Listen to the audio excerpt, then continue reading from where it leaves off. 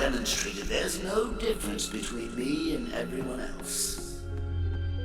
All it takes is one bad day. That's how far the world is from where I am. Just one bad day. So, if you've been on social media at all in 2023, you've probably seen something called the villain arc. This is usually talking about how a man reacts following some traumatic experience in his life. Though traumatic is used with the strongest, and I mean strongest grain of salt. Those experiences typically involve a breakup with a girl, or maybe defeat in a sporting event, maybe a bad grade, or a job situation, or something like that, and the man's get back is what's commonly called the villain arc. Now, the point of this video isn't to bash self-improvement or anything like that, but really it's just to examine why I think calling the road back to normal a villain arc probably isn't the best idea. What's up, everybody? It's your boy Slim Paco coming at y'all again with another video. How's everybody doing? Hope y'all are well. I've been kind of busy the last couple days with work and everything, so that's why it's taking me a little longer to release my next video, but I'm back here with y'all again and I'm glad to be here. So let's not waste any time. Let's get into it. It wouldn't be anything crazy if you opened TikTok and saw a video of a guy working out, getting those gains on, with the text on screen or in the title or whatever, saying something like, entering my villain arc or my villain era or something like that. And then the comment section will probably be filled with other dudes commenting stuff that's supportive, whether in a humorous or serious way. Everybody talking about some, you're him, or she's broke, you up, whatever, random janky stuff. And that's all fine and good.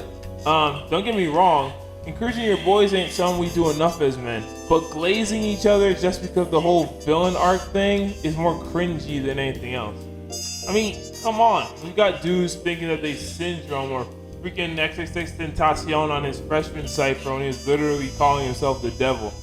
And I think that's the wrong direction to take. Those from a more left-leaning mindset would probably call this villain arc thing a product of toxic masculinity because it literally has the word villain in the name. It sounds like it's promoting a darker path, patriarchal norms, and a more violent form of retribution. And I hate to say it, but I'd actually agree with them. Why you pulling me? I'm right. Take a step back and look at famous villains from pop culture, especially the ones who felt scorned or wronged somehow. I already mentioned Syndrome. What about Anakin Skywalker? Once one of the most powerful members of the Jedi Order.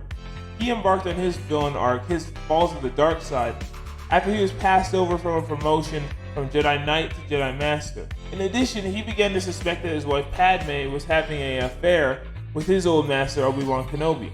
Hold up. Wait a minute.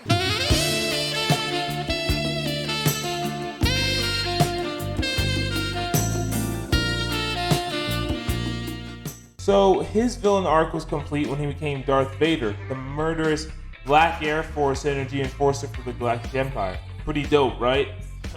Or what about Tai Lung from Kung Fu Panda? His struggle to make his father proud of him and his perceived failure to achieve this goal caused him to go off the deep end and become a terrorist. What about real life villain arcs?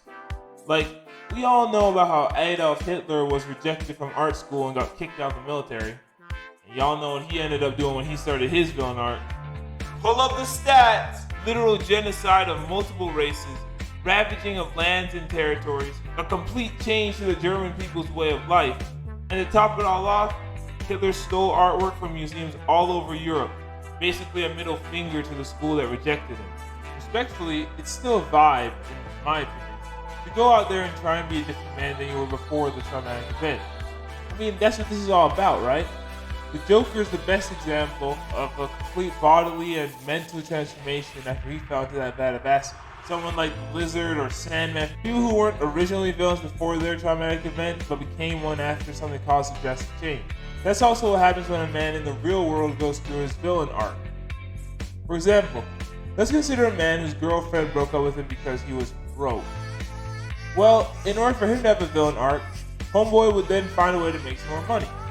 So he would get a new job, a higher paying job, or become an entrepreneur, or hustling, trapping, something like that, or some social media gig, whatever.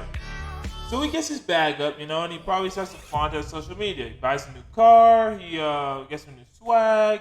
Heck, he might even get a new, prettier girlfriend, And then when his ex sees that, when he starts posting things online, that's when his villain arc will be complete.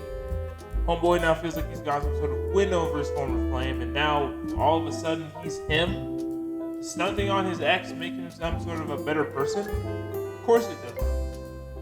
So then why are we glorifying a villain arc instead of a hero's arc? Even though the two paths are similar, there are differences that make them stand out and makes one better than the other. Batman is a good example of the hero's arc. His parents were killed in front of him when he was like 8 or 9 years old. Instead of focusing on vengeance alone, Bruce Wayne turned his fighting tone for justice to make sure that no kid would have to go through what he did. Real life examples include Steve Saint, a Christian missionary who evangelized to the same indigenous tribe that killed his father, or even someone like Michael Jordan. Right, he wasn't able to make his high school basketball team when he first tried out, but instead of holding hard feelings toward his coach or his older brother who had made the team, he instead got right to work in the gym, improving his game. So when his junior year rolled around and he tried out for the team again, this time he made it. We all know what happened after that. Taking the high road, always a better idea than cutting someone down or just flexing on them. It's rare when someone's villain arc actually works out in a positive light, with the focus only being on revenge on an individual or an institution. What actually powers the man in this direction is selfishness, and selfishness can never bring forth good results. Even if you are able to make yourself stronger in the gym, or make more money, or pick up a hotter chick than you had before, whatever the course or end goal turns out to be, the villain arc ends up hurting the man rather than helping him heal or actually overcome the difficult circumstance. All it does is make you more likely to put yourself in another vulnerable position. Only now you have muscle. That's all fine and good, but the muscles and gain and money and woman and whatever ain't gonna help you from getting hurt again, bro. That's a mindset switch.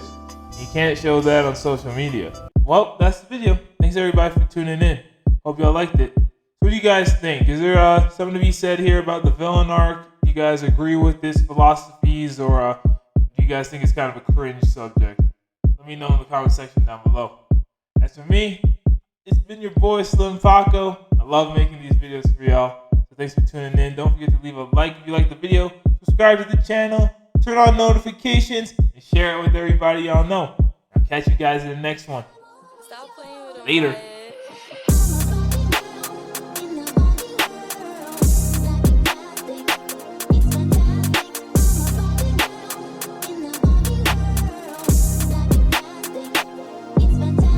Just busted right inside him.